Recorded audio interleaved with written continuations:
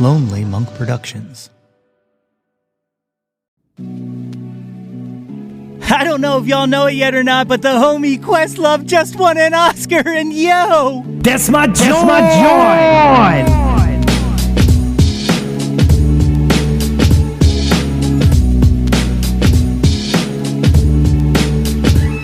Hey yo, displace the guilt and... What's good, friends and family, neighbors near and far? Welcome to an all-new episode of the Yo, That's My Jawn podcast. The podcast, website, brand, movement, way of life dedicated to the embrace and championing of your passions. I am your host, Nate Runkle, a.k.a. Ray John Chung, a.k.a. John Lee Hooker, a.k.a. Nate 3.0, back at it again with yet another episode of the podcast. As always, I hope this podcast finds you all in good health and in good spirits. On today's episode, I am joined by Jamie Salvatore and Morgan Russo of the band Jamie and the Guarded Heart. I had such an enjoyable conversation with them, and that will be coming up in a minute. How we doing, gang? Well, things are moving along swimmingly on my boat, thanks for asking. Well, not that you asked, one-way conversation and all that, but things are good. March is almost behind us now, and April is right here knocking on our door, ready to greet us. Been getting back out more, and getting out, I've gotten more opportunities to hang out with some former guests. I think I made mention that I got to talk to Matt Lowell from Low Moon at the Free at Noon that they performed at the World Cafe. Well, since last episode, I've added some more high fives, hugs, and handshakes to the former guest list. Got to meet and hang out with Keith Marlowe of the Miners at the Sunvolt show. And I went to see the Bannister Effect CD release show and got to not only meet Joe Puleo and Eli Wenger, but also Dan Drago of the 25 O'Clock Pod. And I got to meet Maggie Poulos of Mixtape Media, who you may not know from the show, but has been responsible for connecting me with many of the guests you have heard me interview, including my guests today. We have such a great music community in this area, and I am so happy to play whatever little part I get to play in it. And I can't wait to meet not just more artists, but more of you, the people who do me the honor of listening to my goofy little show. Y'all deserve to join the high five, hugs, and handshake train. And, well, one more thing before we get into this episode proper. I just want to take a moment to wish my witty, brilliant, beautiful girlfriend Katie a happy 34th birthday. My life was a driftless mass of stinky dung piles before meeting her, and I'm the luckiest guy in the world to be able to spend my life with her. So, happy birthday, baby. I love you to the That's No Moon and back, Crypto. My guests today met and bonded over unused credits on a jukebox in a bar. From that meeting came love, and came marriage, and came a band. And that band is Jamie and the Guarded Heart. Their music, which has evoked comparisons to acts like the Gaslight Anthem and Bruce Springsteen, is pure Telecaster-driven working-class rock and roll. A sound that is perfectly showcased in their latest single, Black Dresses. They've been featured on 104.5, WXPN, and WMMR, and they are set to release their second album, Funeral Song, on April 29th. Folks, help me welcome to the show Jamie Salvatore and Morgan Russo from Jamie and the Guarded Heart.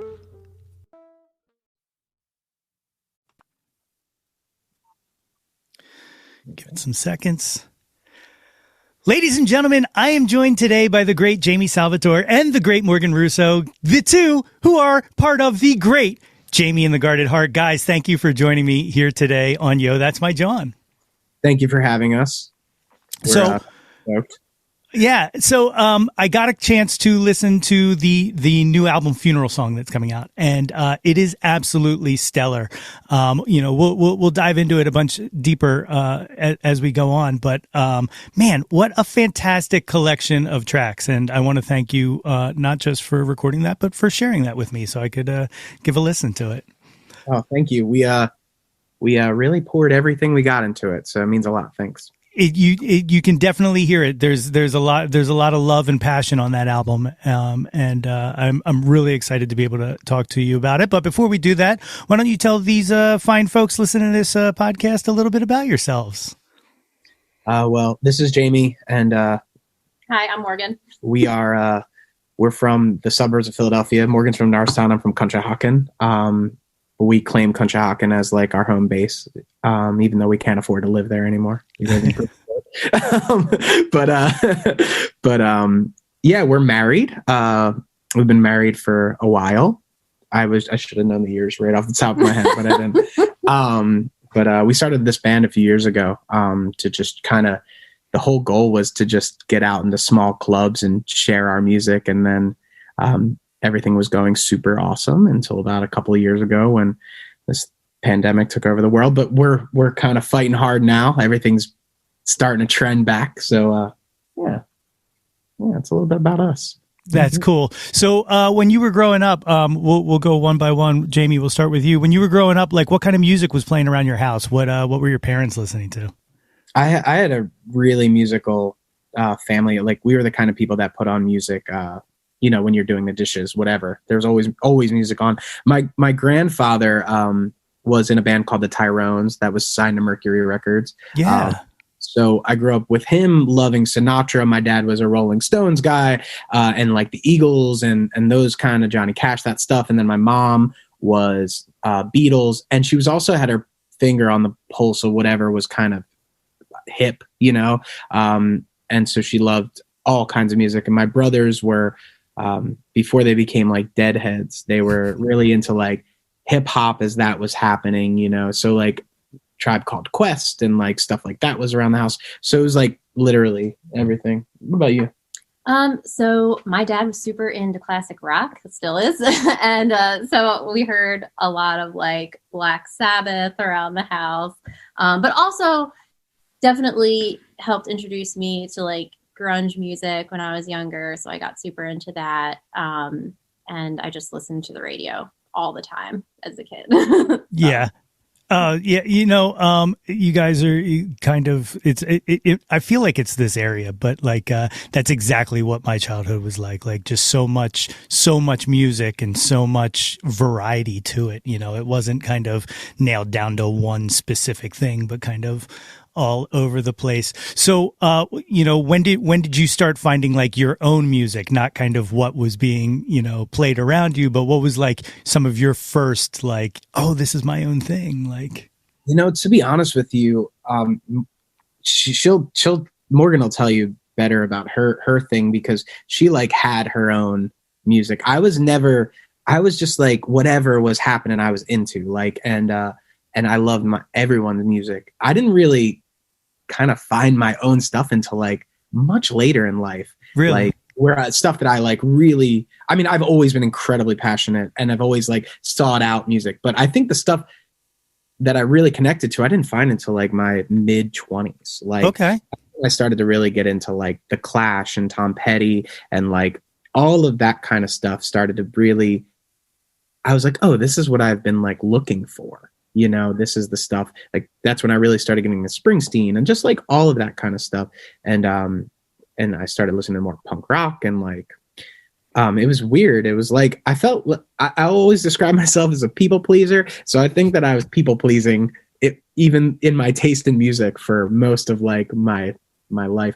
Morgan, on the other hand, I was not a people pleaser. Very much. I remember very clearly. I'm like around 11 years old, listening to. I used to listen to WDRE back when that was still on the radio, and then like Y100. Got really into Nirvana. Was probably the first band that I was like, this is life. Music is life. This means so much to me. I so much emotionally connected with it. And from there, just I loved Hole, Pearl Jam, Four Non Blondes. I really loved. And then after that, I became a goth and listened to like Rob Zombie and Nine Inch Nails and things like that. But yeah, so definitely like adolescence for me was like a whole musical awakening, and like I want to like the music that's gonna piss off grown-ups, and music is like the most important thing in the world at that point. That's awesome. So again, back and forth. When did you guys start kind of making your own music individually? Like when did you pick up a guitar for the first time? I started writing songs when I was like that summer from 8th grade into 9th grade. So that's like that's when I started playing and writing my own stuff. For me, it was like around 11 years old. I started learning bass. My dad used to play bass when he was younger. And so he kind of taught me a little bit. I took a few lessons, and I played with a friend at the time. Her parents had a garage, so she played guitar and sang, and I would play bass. in the garage and we would try to record it, and it was terrible, but it was fun. Do any of those recordings still exist? Because that is totally something you should share. I actually don't know. Probably not. I want those. Definitely on a cassette, like little 4-track thing. But I don't think they exist, and I hope they don't. But yeah, and then I played like through high school, and then in college I didn't take my bass with me. Didn't play for many years until a few years ago when Jamie was like, "Hey, do you want to be in this band?" Oh, that's cool. That is super cool. Jamie, those early songs you were writing, what kind of stuff was that? Because that's around the time you're people pleasing with your music selection. So was it all over the place, or? I think it was I'm sure a little Dave Matthews-y. Okay. I mean, like if you were like a white guy with an acoustic guitar during that time, like that's like what you sounded like, that or Eddie. And so I'm sure there was a little bit of that. I'm sure it was a little also like this was like, early 2000s. So probably some Matchbox 20 sounding songs, just softer fare. Yeah. Very, very sensitive. But my voice wasn't high enough to be emo. So but it would have been could I reach those heights vocally? Yeah. It's funny you say that because so this was one of the questions I was going to say for later, but like I said, I'm going to be all over the place because I have ADD and it's my show and I'm allowed to. But anyway, I see a lot of in descriptions of your guys' music and stuff like that, a lot of references to like Gaslight Anthem and like Bruce Springsteen. Is that by design, or is that just like something that everyone kind of is like, hey, you know who you kind of sound like? I think in the beginning, I love the Gaslight Anthem. I think they're awesome. I think in the beginning we wanted to do like a punk rock kind of thing with that kind of like storytelling thing that Springsteen does. And it kind of came out that way. We definitely didn't go, let's make Gaslight Anthem sounding music. Right. But it's kind of like music is like, food. You get out what you put in your body, and so we it kind of worked out that way, which we're totally fine with that comparison. I mean, I'm absolutely percent with that stuff. Yeah, for sure. Yeah, well, the only reason I asked is because when you said about your voice wasn't high enough for emo is the very first time, like early, super early emo days, I had a friend and she listened to like a demo of one of my songs or something like that, and she was like, "You sound like this guy that I'm really into," and I was like, "Who's that?" And she was like, "This guy, Chris Carraba. He's in this band Dashboard Confessional, right?" So I go, "Oh, cool." So then I listened to it and I was like, "You think I fucking sound like this?" And then it was like, "Oh, son of a bitch, my voice. I can't help it." I love Dashboard Confessional. Their new record is actually really great. I still haven't listened to it yet. It's really good. It's really good. It sounds a lot like that older stuff. Oh, that's cool. Yeah, I actually saw Chris solo acoustic when he was doing the anniversary of the Swiss Army Romance tour, and oh my God, what a great show that was! Like, could you hear him or could you just hear the crowd? Because it's like full on like the crowd. You can only hear the crowd. Yeah, it was as a matter of fact, it was in Westchester at the God, what was the name of that bar? I can't remember. The Note. Yes, the Note. That's wow. So yes, no, I could not hear him at all. Yeah, no way. But it was a killer. Tiny little place to see that kind of show. That's awesome. It was really, really cool. Really, really cool. So, okay. So you guys are playing guitar and stuff like that, or you're playing guitar. You've put your bass away. You haven't. How do you guys meet? Where's Morgan? I mean, being the person that started the whole shenanigans, I guess. So yeah, there was this dive bar in Conshohocken that we were both going to a lot around the same time, and one St. Patty's Day night, we were both there drinking a lot separately, not knowing each other, and at some point in the evening, I think you said something to me first. That's a lie. It definitely didn't happen like that. There was an exchange, and at some point he came across the bar, and I was like, "I put some money in the jukebox. Do you want to play some songs?" And then we did some shots together. Namely, she said, "This is what I quote. She is I'm a bad storyteller. She's dancing around it. She walked up to me and she said, "Hey, there's money in the jukebox if you want to play some songs. Do you want to do a car bomb?" That's what she actually said to me. And that's when I knew that was my duty. That sounds like the first line to a beautiful song, if I ever heard one, or the first line to a beautiful life together. Now, when you asked Jamie to go put music on the jukebox, were you ready and prepared to judge him for whatever he played with that money? Because that's exactly 100%. And the reason that I kept talking to him was because he was playing good songs. Okay. Yeah, and we were able to speak intelligently about the music. We were very drunk, so I'm sure it was like not intelligently at all, but I felt like we were connecting through the music. And so that was super important to me. Yeah. Very cool. Very cool. Were you playing out at that point, Jamie, or? Yeah. So around the time, so I was, I was like 20. I was underage in that bar, but that bar doesn't exist anymore. So they're fine. Whatever.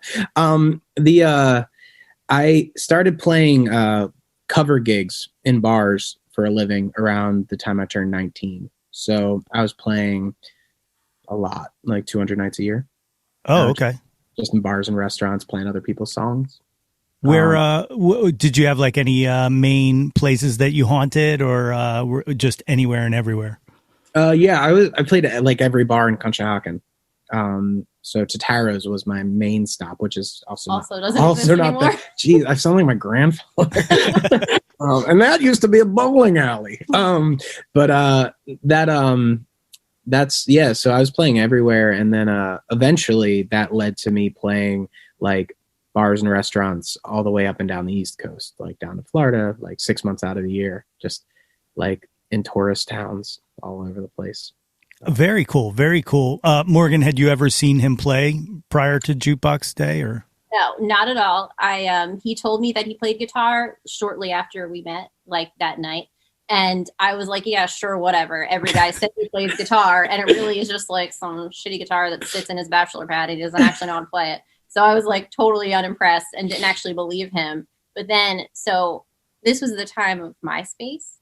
Oh, nice. So of course we became friends on MySpace like the next day. And he had 2 songs from his old band on there. And I listened to them and I was like, oh, shit, these are real songs. Like they're actual songs and they sound good and they have good lyrics and I like them. And it's pretty impressed. I'm not going to lie. There we go. That's awesome. What was that band? It's a band called Next Best Friend. The drummer from that band is actually is the drummer in our band now. Oh, no kidding. Yeah, we've been friends for a very long time. Graham Travellini. Very, very cool. What type of music was that? Similar or? No, it was probably like The Fray. Probably okay.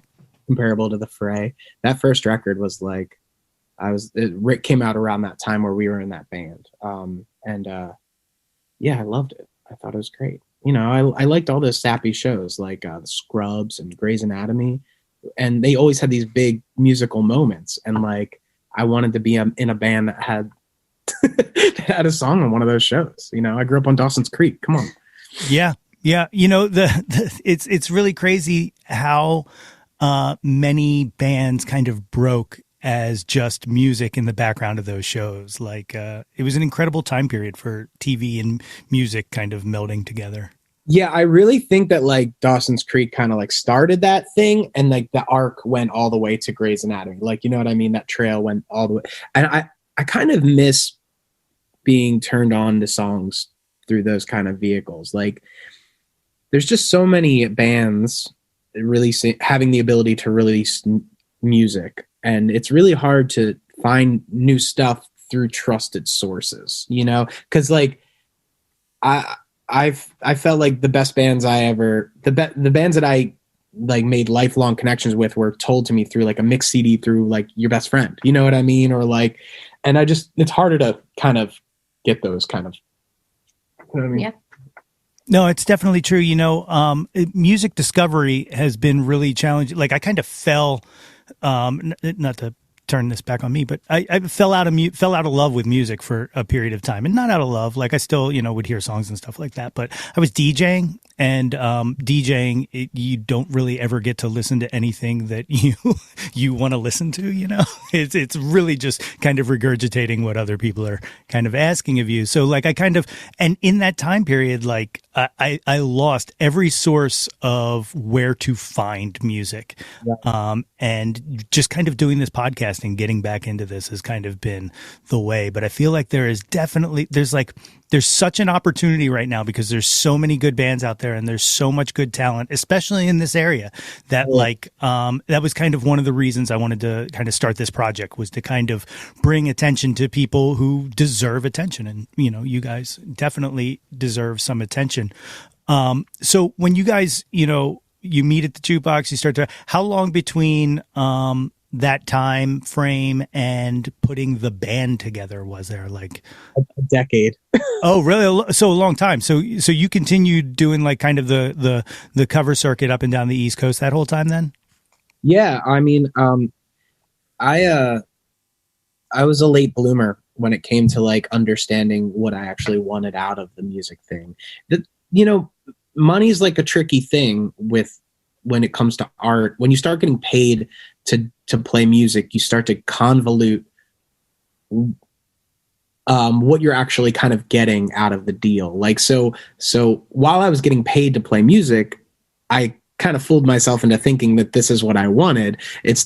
But I really wanted to play my own music, so I'm getting paid to play other people's music. It's not quite the same thing. And I kind of had this like realization that I was like, I'm kind of done. Like, I don't want to do this anymore. Like, I don't love it, the same way. And that's when Morgan was like, you should kind of like just do a band, like do it full force, original project. And that's kind of where I separated the two worlds. I was like, okay, I'm going to go make my living as a cover music person, and I'm going to start this band. But I don't just like, I want this to be like a life pursuit. So that's when I asked Morgan if she would be a part of it, because I couldn't really see myself doing something that was going to require so much of myself without her a part of it. It just didn't seem like something that was attractive to me. Absolutely. Morgan, any hesitation when that request for you to partner in it, or? Not really. The only slight hesitation was like, will I be good enough picking my bass back up? Will I still know how to play and things like that? Just being a little nervous because I had never been in a real band before. But there was no hesitation in wanting to do it, for sure. I was super excited to actually be in a band and play music. Was it challenging picking the bass back up, or did it come back pretty quickly? It came back pretty quickly. It definitely took some work, just like a lot of practice, but it came back fairly naturally, and it's great. It's been really nice, actually. I feel like I have a creative outlet again, and I love it. That's cool. So you guys, so you start putting that project together. You call the drummer from your old band, and you kind of come to the songs on that first release, the self-titled from 2018. Were those things that you had been compiling from over the years, or did you specifically write for that project?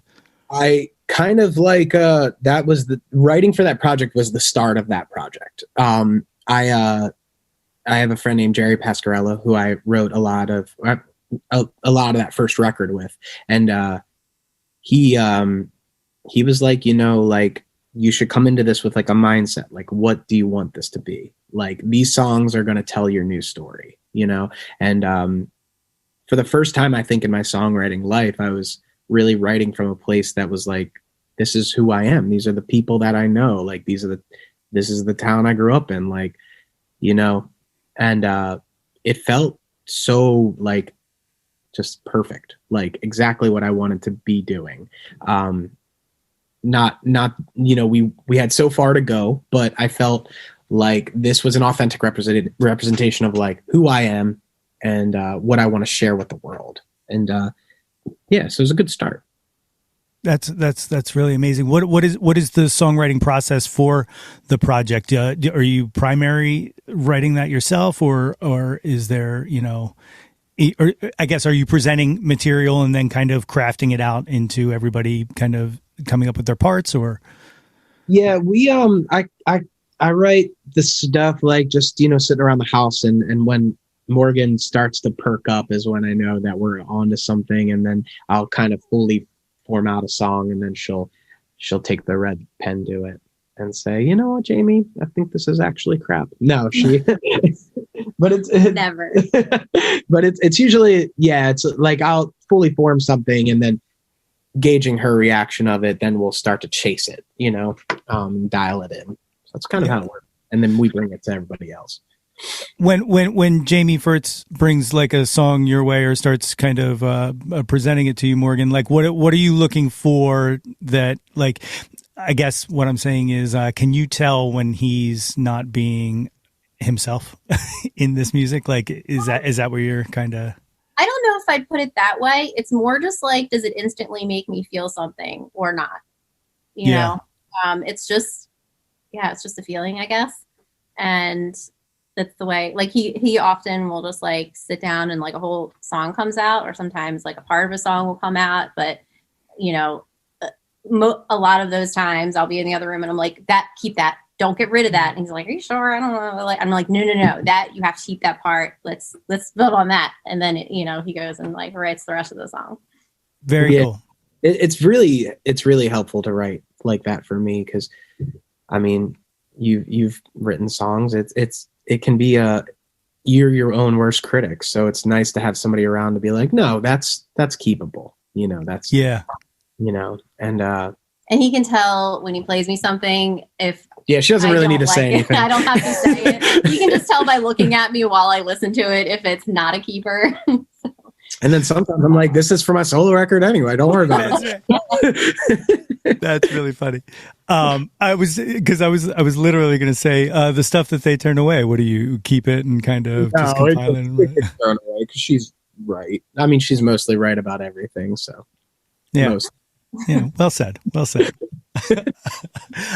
One of the things that really stands out to me about you guys, and it kind of starts around that time, and it's continued on to this new album and whatnot, is you guys make really great music videos. And I feel like I forget who I was talking to about this earlier, but I feel like the art of the music video has been lost. But you guys really seem to not just understand what is needed to make a good music video, but enjoy it.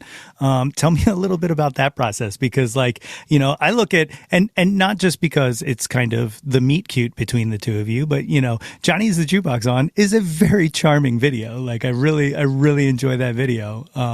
What's your music video process like? We are music video freaks. We grew up watching. What did you watch? The Box. The Box. Did you watch The Box?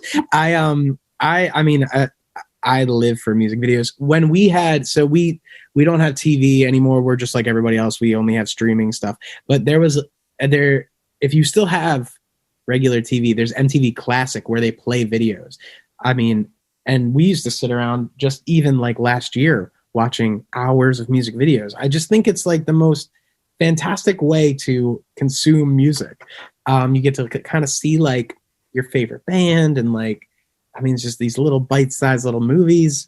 I've always been a huge proponent. Morgan doesn't like making them. No.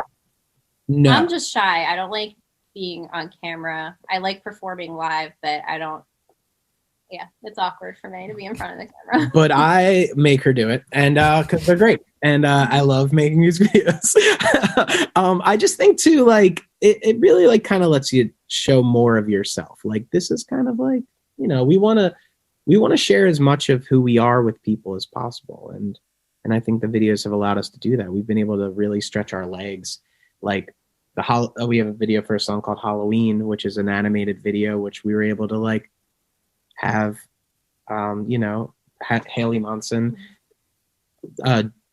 animate this thing that was like Scooby-Doo meets the Peanuts, and like that's awesome. But Johnny's a Jukebox is filmed at a place called the Lanuti Post in Conshohocken, where we actually filmed the performance scene from I Don't Love You is also in there, and the performance scene from Drop That Needle is upstairs. So we have filmed all over that place. The album cover from Funeral Song is in front of that place.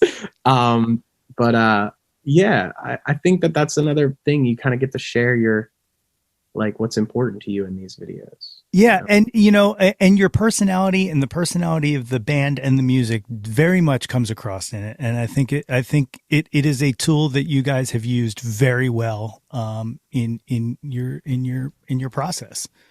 Thanks. So, you guys have a new album, Funeral Song, coming out April 29th. And it was birthed in the pandemic, correct? Yeah. What was, it was crap for everybody, I know, but like, what was your pandemic life like? Like, you obviously were very productive, as you put this album together and whatnot, but like, did it affect, you guys live together, so that kind of helps, but like, did it affect the band, other than how it affected everybody? You can't play out and stuff like that, but. Right. We're really fortunate that like the nucleus of this band is Morgan and I. So, and we live together, obviously. So, we kept going the best that we could. We, did live streams and stuff like that. We did special merch and like just a lot of try to be as like interactive, like through social media as possible. Because we're really fortunate that we have like a really great group of people that support us.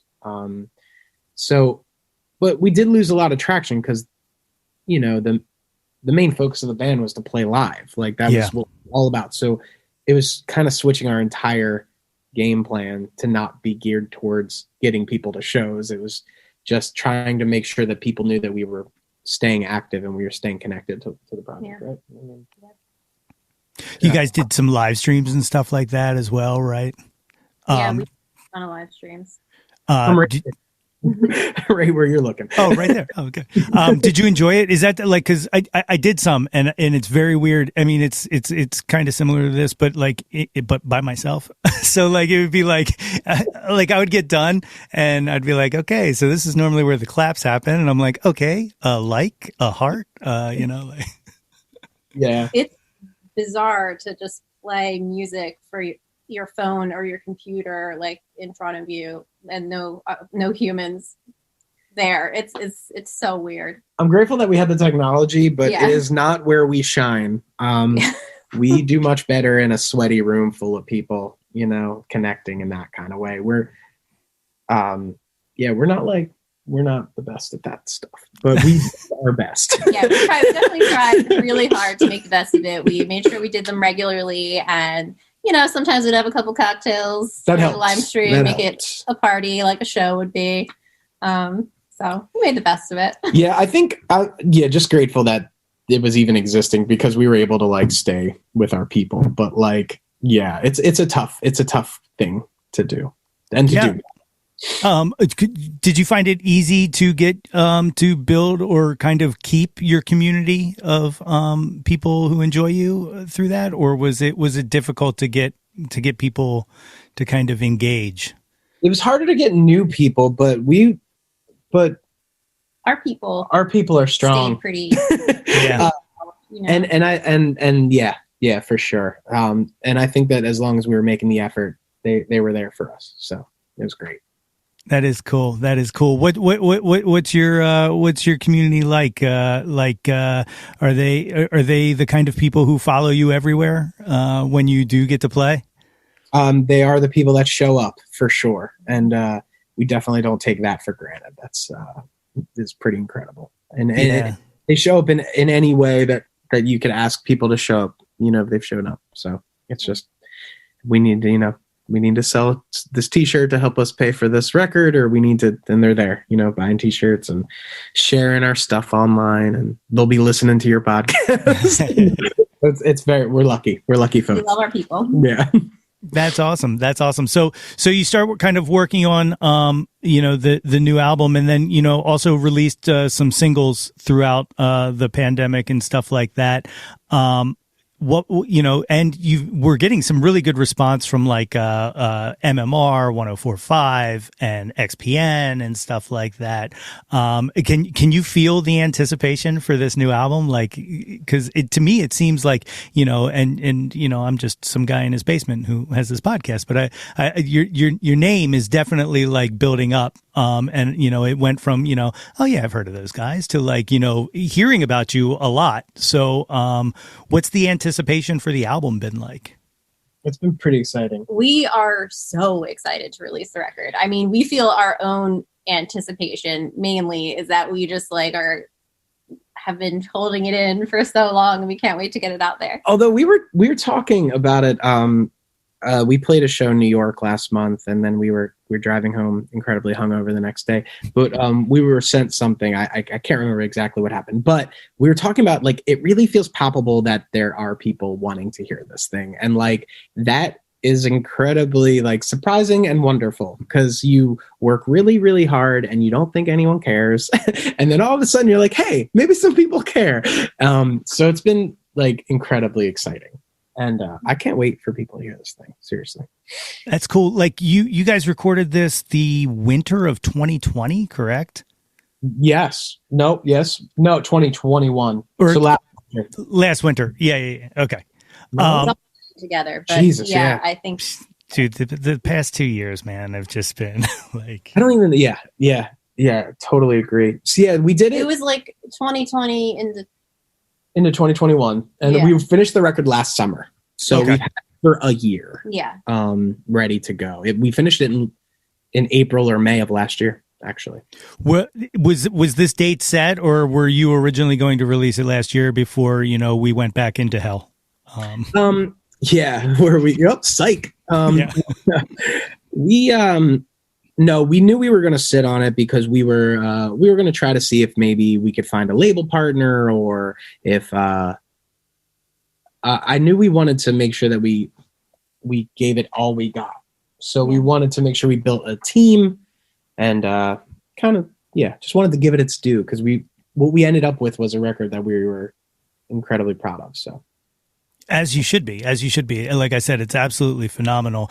And, one of the things I wanted to talk about is how perfectly Sing From Your Heart closes out the album. Like, it is the perfect, like, to me, it feels like that, like, kind of last song encore before, like, you finally, like, then pick up the guitars and just rock out one more last one, like, kind of like, but it definitely has a little bit of that kind of feeling. Where did that song come from? Because like it really hit me, like, as I'm like, man, these guys are really great. I'm listening, and then it gets that song, and I'm just like, fuck, man, what a perfect, like a chef's kiss right on the end to button it. Thanks. I love that song. There was a lot of debate whether or not it was going to make the record, because I was like, all these other songs are so big sounding. And then I was like, does this sound like we just threw this one on the end? And Morgan was like, no, this is the perfect album closer.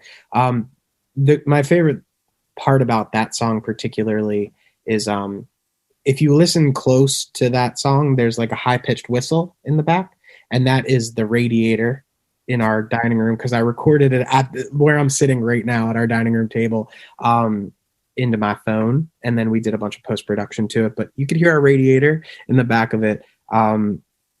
That song came out just like that.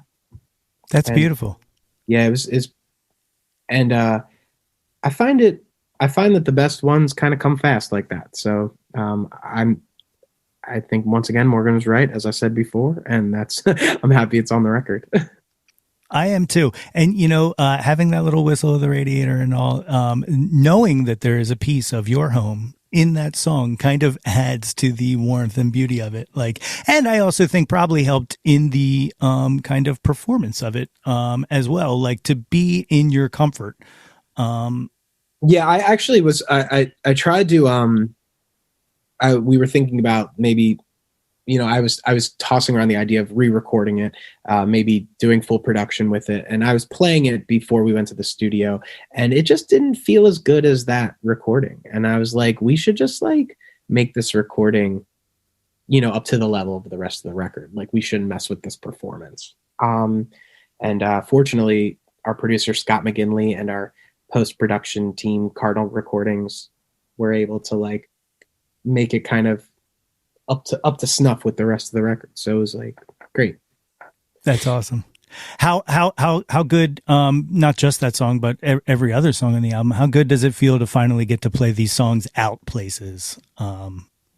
We've been playing some shows this year, and and we've been playing "I Don't Love You," which is a song on the record, since last summer. But we just started playing Black Dresses, and it's like it's really cool. It's fun. Yeah. I mean, when that show in New York, like to have strangers singing along to it by the end of the song was like, oh, okay, something might be good here. Yeah. It's great. We just filmed a couple of songs this past weekend for like just kind of releasing some live performance stuff. And it was our first time playing some of these as a full band. And it was like powerful stuff. Yeah. Felt great. So I can't wait to start putting them more into the set list. We're slowly integrating all the songs from the record into our set list for upcoming shows. So yeah. Very cool. Very cool. If I could make a suggestion, because this is just what I like to do, is I like to sit back and just lob suggestions at people. I absolutely love the acoustic version of Black Dresses. You should just record a version of this album acoustically, because I think the two of you could just put something really stellar as like a bonus supplement or even EP. I'm not against that. To go back to Dashboard Confessional, they have an album called Alter the Ending, and he recorded two versions of it, like one full band and one full acoustic. And I love them both in like their own special way. I wouldn't be against it. Morgan, she likes it loud, so I don't know. we'll say.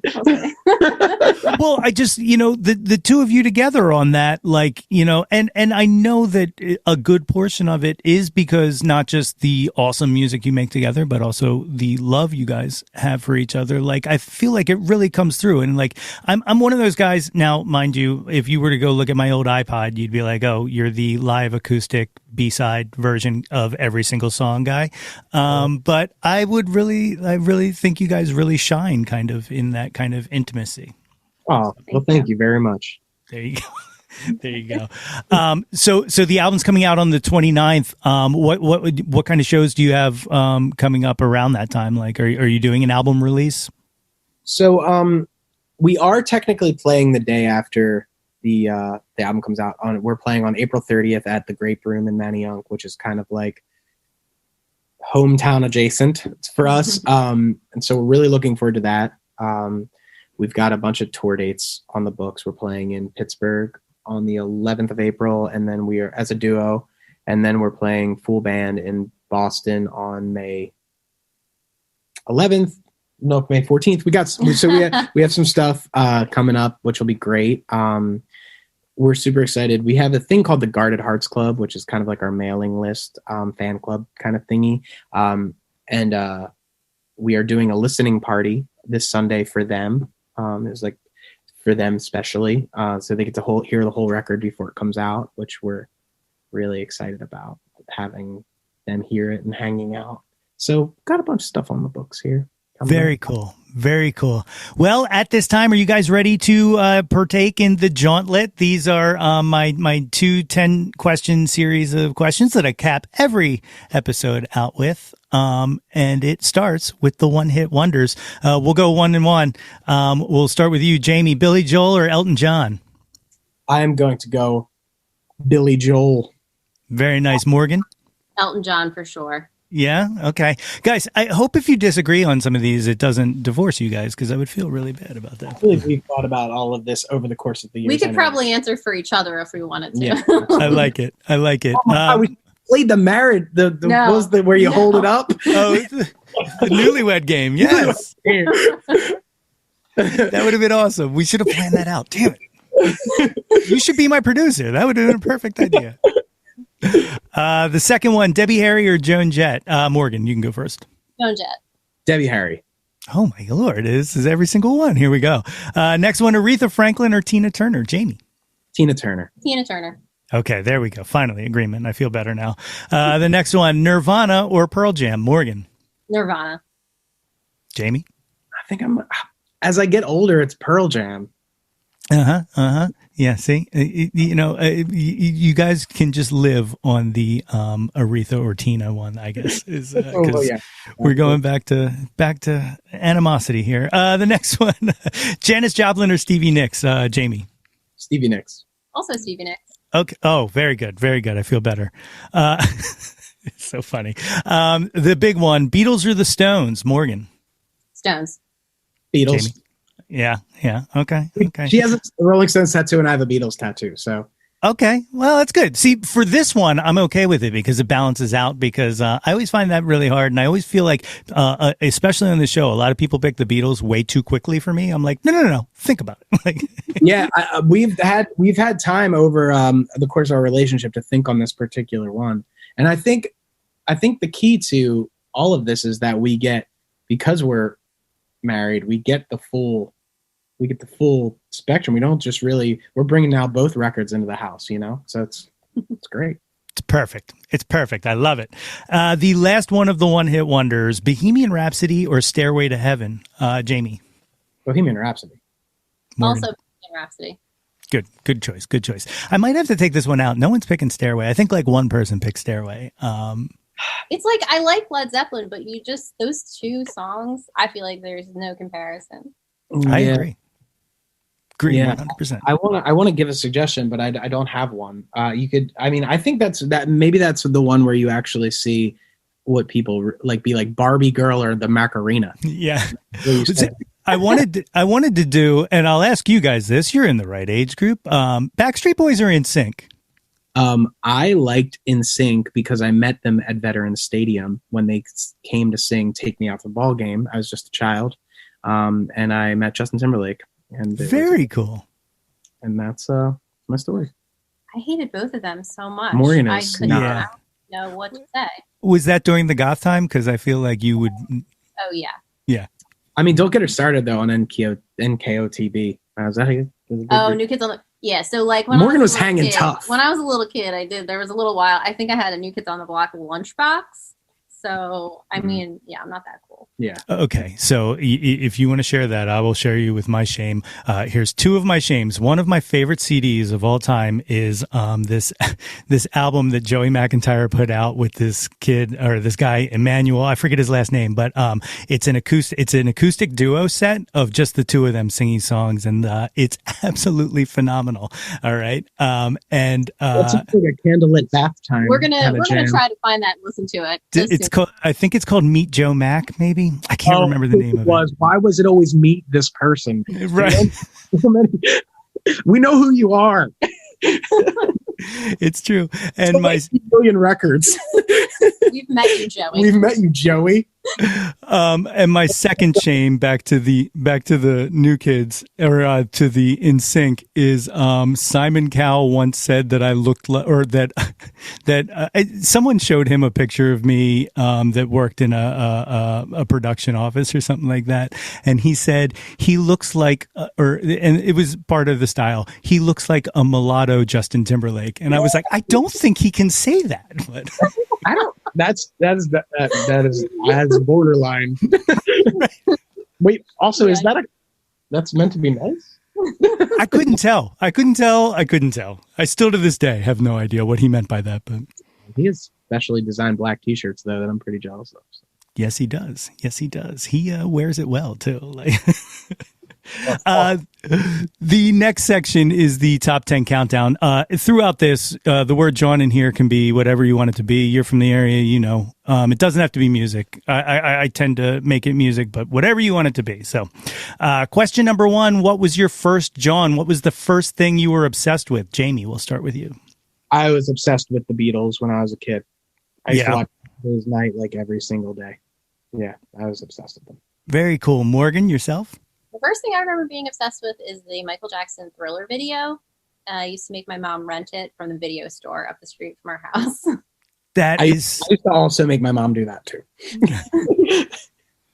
That is so cool. Like, I don't know if that video had like the making of it on there, but yeah. Oh, I was upset. Yeah.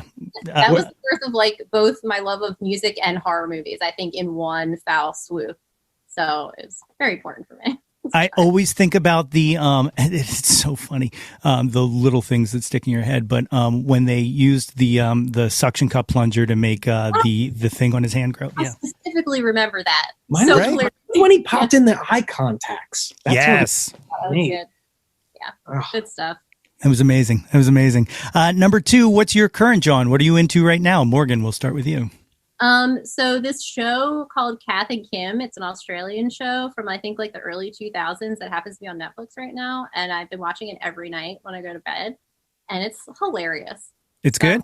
Yeah. I will have to add it to my insanely long queue of things that I am so far behind on. Because we have this list of things we want to watch, and somehow we're just watching like Bob's Burgers over and over again. So We literally just watched the Just before we signed on here. it's awesome. That was the Great North is also very fun. I love that show. Though here's my very weird, very specific thing about the Great North. If it is an episode about Judy, I'm not really into it. You're not into it. Yeah. That's how I feel about Gene episodes on Bob's Burgers. Really? Gene. Wow. He and Gene could get their own show. the Judy and Gene show. Now that I actually might watch. I know that crossover episode. I know. I'm definitely into it actually.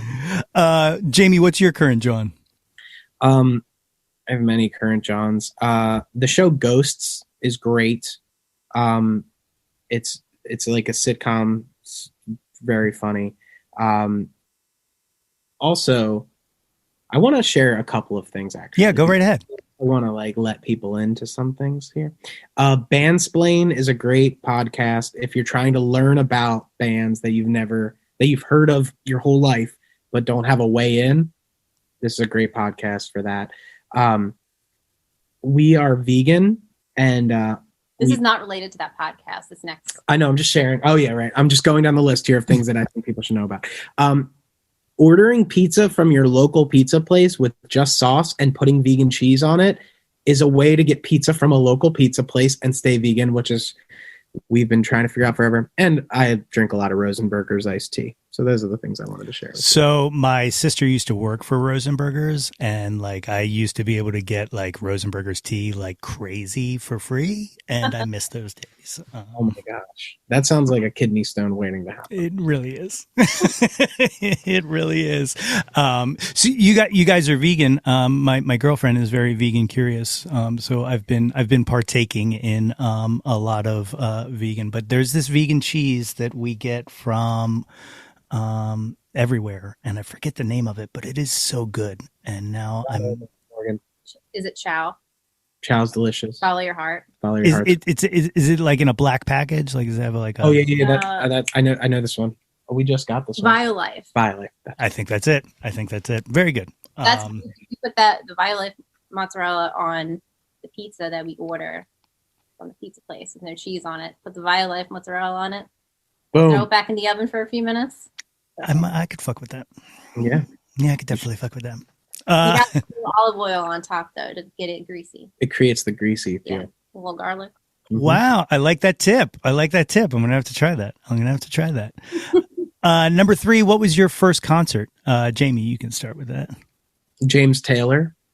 Oh, really? Where at? The Man. Oh, great venue and a great artist. It was great. Morgan, yourself? My dad took my brother and I to see Rusted Root, who G Love happened to be the opening band, and I at the time was like, "Whoa, they're so cool!" And I ended up really liking them. That was at the Tower Theater in the 90s. Very cool. I am a bit of a G Love obsessive, so you are in the right place. In the right place for that one. Number 4, what was your last concert? What was the last show you went to, Morgan? Was it together, probably? Together, yeah. It just hit me. Killers. Well, the last big show, because we've been to a lot local we've stuff gone to because of But the last concert went to was the Killers at Franklin the Music Hall? Electric Factory, now called Franklin Music Hall. Okay, all right. Yes. Will always be the Electric Factory to me. My girlfriend was at that show. You guys might have bumped into each other. It was so good. It was so good. I mean, that's a small place, obviously, for them to play, and they were doing their festival warm-up set, so it was just banger after banger. It was great. That is so cool. So cool. Number 5, what was your favorite concert you ever been to? Jamie? I think mine was Butch Walker at Irving Plaza in New York. It was awesome. Yeah, wow. What year? 5 years ago? Okay. Yeah, probably 5 years ago. So whatever year that was. Yeah. 17 or 16. A real good one. Yeah. Sounds about right. Morgan, how about yourself? Favorite concert? I I can't pick one, but I'm going to say three real quick. Roger Waters doing The Wall, Black Sabbath at Ozfest many years ago, and in the last 10 years, Against Me at Union Transfer. Yeah, that was a great show. They're my favorite band. It's amazing. That's killer. That is killer. Number 6, who have you never seen live that you wish you would have? They can be living or dead. Morgan, we'll start with you. Nirvana. Good choice. Yeah, many of my answers are Nirvana. Jamie? The Clash, probably. I would have loved to see them at the height of just the rowdiness and just the mayhem of those early shows. Yeah. There's a specific Clash tour that I would have loved to have seen, which is when they opened for The Who. And I'm like, that would have. There's a video of them playing Shay, right? There's a music video of them doing Shay before The Who.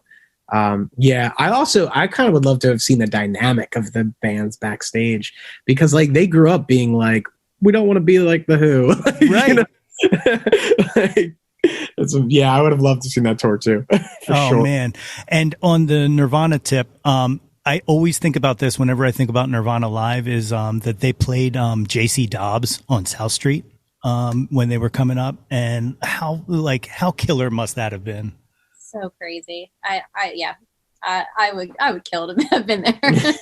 Yeah. And it's the other one that I always think about, and you guys just said you're playing the Grape Room, but when that was the original Grape Street pub, Jeff Buckley played there, and I couldn't imagine seeing Jeff Buckley on that stage and just hearing that voice fill that room. Like, incredible. It's crazy. Still all drunk and bumping into each other, being like, "What's going on?" Oh yeah. That Philly Manny Young crowd. Yeah, 100%. Number 7, name an unappreciated Jawn, something you wish had more attention to it. Jamie.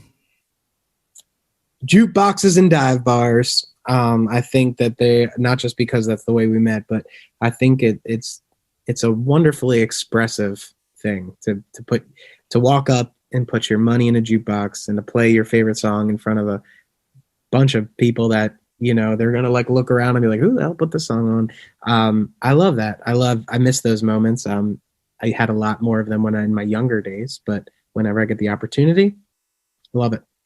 You know what I miss about bar jukeboxes is I hate the ability to skip songs. Yeah, I think it's bullshit. I think you should have to. And I mean, I understand there's been times where we definitely played the same song in a row like 5 times, but I think it's part of the journey of the night. Agree. Sit through people's choices. And look, I know that I'm the guy who played all 21 minutes of 2112 on a jukebox before, all right? And that's his band. I love Rush. We Rush all the time. Me too. Morgan, how about yourself? This little band called Jamie and the Guarded Heart. I don't know if you've heard of them. Oh my God. Did you just make us an underappreciated Jawn? I mean, I feel like you are appreciating us very much, which I appreciate. But in the larger scale of the world. She wants you two to get out of the way. Then she wants us right there taking over the Lincoln Financial Center. Yeah, basically. It's fair and justified. Fair and justified. I love it. I love our band. Perfect answer. As you should. God damn it. Number 8, what's your favorite album? I know it's a tough one. Morgan, we'll start with you. Against Me, Thrash Unreal. Yeah. Favorite. Yeah. Love every song, start to finish. All right. Jamie, yourself? Full Moon Fever, Tom Petty. Yeah. Record is just perfect. Yeah, absolutely. Number 9, name an artist whose output you'll consume anything they put out, even if it's crap and you have to be apologetic for it. Jamie, we'll start with you. Dave Grohl. Yeah. Which is my answer. Also, both love anything that Dave Grohl does. At the very least, we'll give it a generous chance and the benefit of the doubt. And 99% of the time, it's awesome. And I will lie and say I like it, even if I don't. It's awesome. That's awesome. I'm going to tell you 4 very quick Dave Grohl things. First of all, there's an episode of this podcast. It's a short one with me, a gentleman who used to write, who writes books and has written for Rolling Stone and stuff like that, and his brother, who was my college roommate. And it's all about Dave Grohl. Don't listen to that. because it is very, very full of hate. No. The guy who wrote for Rolling Stone and whatnot, not a fan. And he gives like a 15-point presentation on why he doesn't like Dave Grohl, and it lasted an hour. Okay, like a full hour. 2, I saw the Foo Fighters at the Spectrum with Weezer opening up for them. And there was this drunk guy in front of me who through the entire show kept screaming, "Play fucking Everlong." And it's all he kept doing. He said, "Play fucking Everlong, play blah, blah, blah." So Foo Fighters finished their set, go off, come back out for an encore. Dave Grohl comes out into the audience into a little circle stage, starts telling this beautiful story about his wife, meeting his wife. His wife's the most important person. Meanwhile, drunk guy screams at the top of his lungs as everything is quiet, "Fuck your fucking wife hardcore, play fucking Everlong." And the worst part about that, besides the horrible thing that he just said to this man, is he was teeing up playing Everlong. Everlong, right? Oh my God. What a jackass. What a jerk off. And the third thing, one of my favorite concerts of all time was when they did that acoustic tour, the Foo Fighters. That I saw that at I want to say like the Tower, and that was phenomenal. Yeah, we own like the DVD or whatever, and it just looked amazing. We've watched it so many times. I would have loved to have seen that in person. It was really, really powerful stuff. Like just really powerful. Okay, so the 10th and final question of the Jawntlet. What is your favorite Jawn of all time? Again, doesn't have to be music, can be anything you want it to be. Jamie, we'll start with you. Morgan's pasta sauce. Yeah?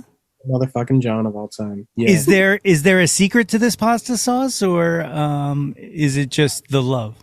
It's just the love. Mainly love. That's awesome. That's awesome. Morgan, what's your favorite Jawn of all time? Cats. I'm a crazy cat lady. Yeah. How many cats do you have? We just have 3 cats. Okay, that's reasonable. Yeah. I mean, yeah, that's reasonable. For sure.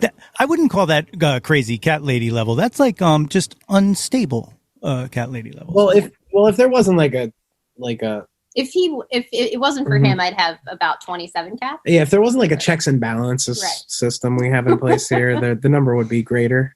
Yeah, he keeps me just on the verge of crazy cat lady. I like it. I love it.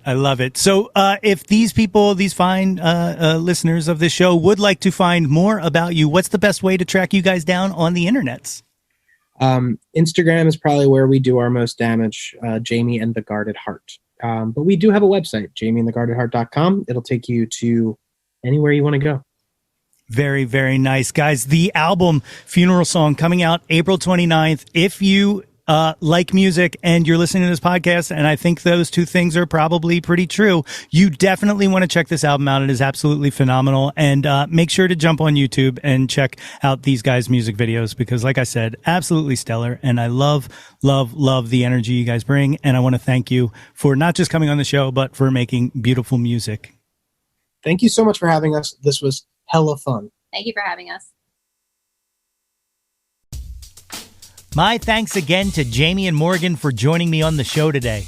Their album Funeral Song is due out on April 29th. If you would like to find more information about Jamie and the Guarded Heart, please visit www.jamieandtheguardedheart.com for links to all of their socials. The single Black Dresses is available now on all streaming services. If you haven't already, please be sure to subscribe to the Yo That's My Jawn podcast wherever you get your podcasts from. And y'all, you know you want to get yourself a super awesome Jawn Scout Merit Badge for Citizenship of the World? Well, you can do so just by rating and reviewing us.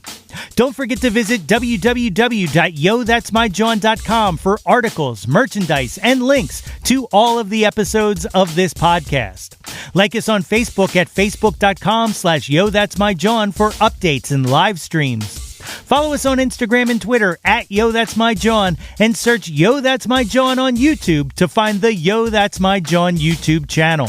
Like and subscribe the heck out of that ish. We want to hear from you. Reach out, and touch some Jawn. Before we go, I just want to comment on the tragic news out of the music world this weekend as we all mourn the devastating loss of Foo Fighters drummer Taylor Hawkins. He was an incredible musician, and from all the tributes and stories that have been rolling in, he sounded like an incredible person. Our thoughts go out to Taylor's family, friends, and bandmates. He will definitely be missed. Well, that's all we got for you today. I love each and every one of you. You are appreciated, so be safe out there. Blue skies! Until next time, everybody! Hey yo, displace the guilt and embrace the pleasure. Your taste in music doesn't have to be measured. Yo, That's My Jawn is a Lonely Monk production written and produced by yours truly, Nate Runkle. Theme song by Phil Tyler Music featuring Nate 3.0. Special thanks to Fox Run Brands, DX Ferris, Andrew Scott, Natalie Runkle, and the incredibly brilliant and wickedly stunning Katie Daubney. If you or anyone you know has any ideas they would like to share or any guests they would like to hear on the podcast, please feel free to reach out to us at yothat'smyjawn@gmail.com. Or you can leave an audio message for us and possibly hear yourself on a future episode by visiting anchor.fm/ytmj/message. Until next time, be sure to displace the guilt and embrace the pleasure and shout to the world, yo, that's my Jawn.